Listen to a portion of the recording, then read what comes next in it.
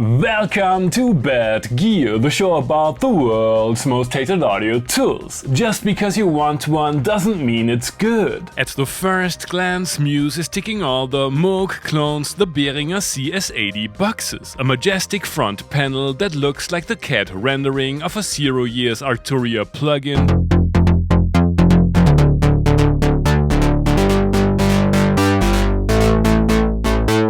System 8 for analog fetishists display, nice keypad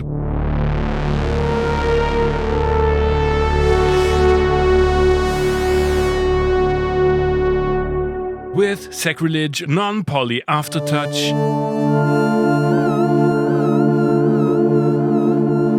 and the mod and pitch wheels look like Moog replaced their unionized workforce with a 3D printer. After boot time worthy of a virus-infested Windows XP PC, 2 hours of calibration, a warm-up period of around half a day and another quick auto-tune, the two seamlessly tweakable,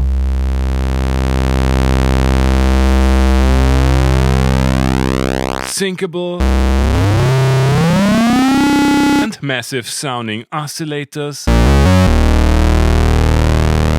are solidly in tune like a post-whammy bar Jimi Hendrix solo, but you can double down on this obviously intentional aesthetic choice by going ape-dung on the modulation oscillator, which is also great for actual oscillator use, analog FM, PWM, tremolos and filter FM.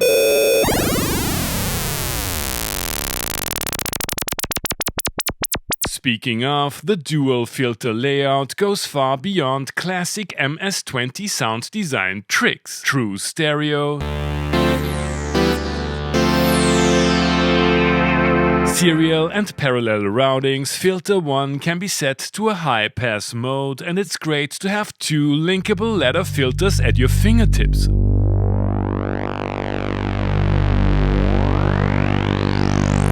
The modulation facilities are a little more frugal, with 3 LFOs, one of them dedicated to pitch,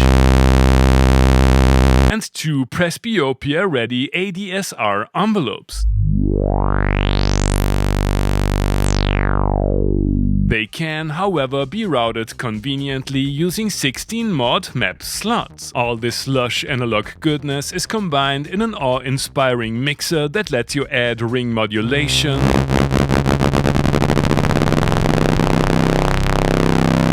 noise, and the good old Moog headphone output feedback trick. I'm a big fan of the built-in digital delay, and it's great to have a master low cut, but a proper multi-FX section would have been nice. The 8 voices of Polyphony can be spread binaurally and shared between 2 timbres, allowing for layers,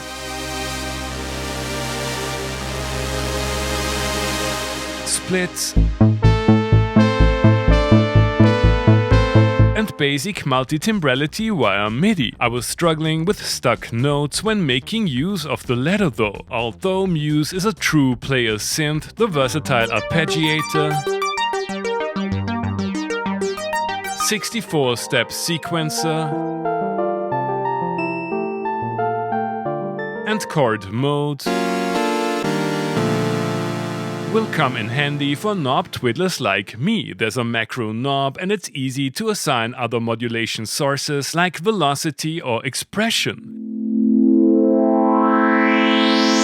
every section of the synth comes with a Trivial Pursuit wedge in the upper right corner that puts it in the focus of the sluggish wasteland that is the instrument's menu structure. It is more aesthetically pleasing than its pedestrian Roland counterparts and home to many sophisticated parameters allowing for meticulous fine-tuning of, for example, envelope curves. For those who have no idea what I'm talking about, it also offers a somewhat clunky preset library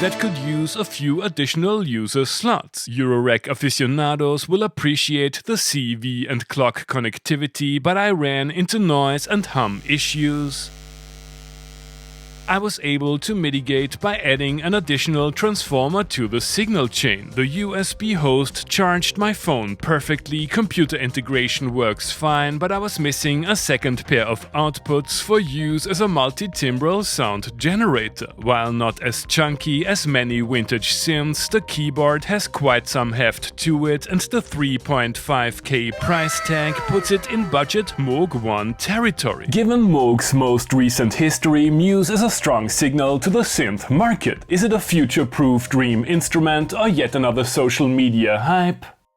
You have already heard Muse in today's intro tune. That was easy and only a tiny bit off key. Time to program some classic Moog sounds and combine them with one of the best presets in recent years.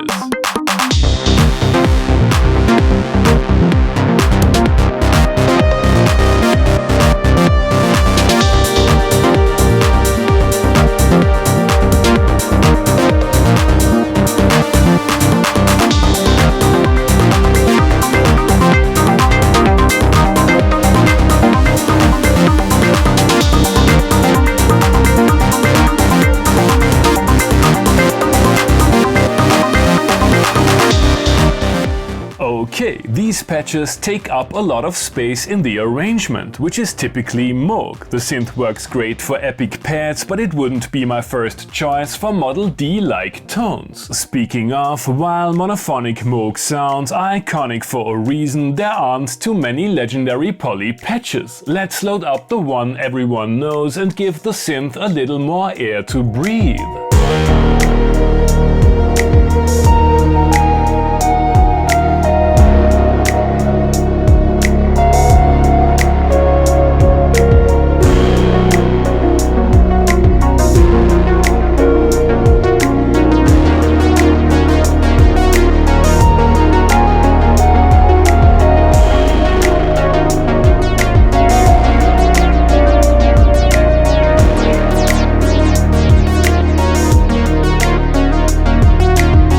Was no fun at all. Tuning issues aside, many essential features are still MIDI sync barely works, I had to edit out nasty glitches and take a 3-hour break to recalibrate the whole thing. Sequencer operation can't hold a candle to even the most humble Roland. It can be assumed that many muses will end up as tax write-offs in the studios of artists somewhere between underground EDM and big Spotify playlists. I wanna know if we can walk this fine line with a mainstream melodic techno banger for open-air festival sun-ups and over-the-top Cercle DJ set.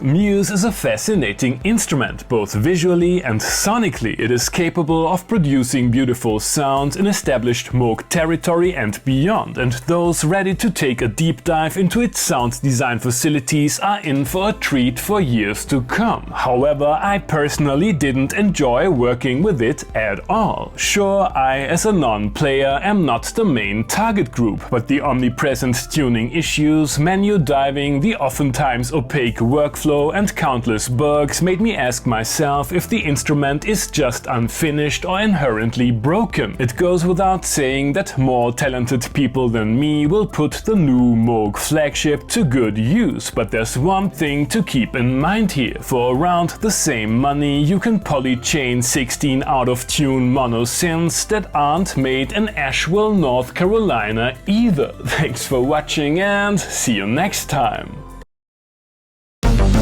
Hey guys, I hope you enjoyed the episode. Feel free to like, subscribe, become a patron and use one of the links down below that support the channel regardless of what your bad gear gas commands you to buy.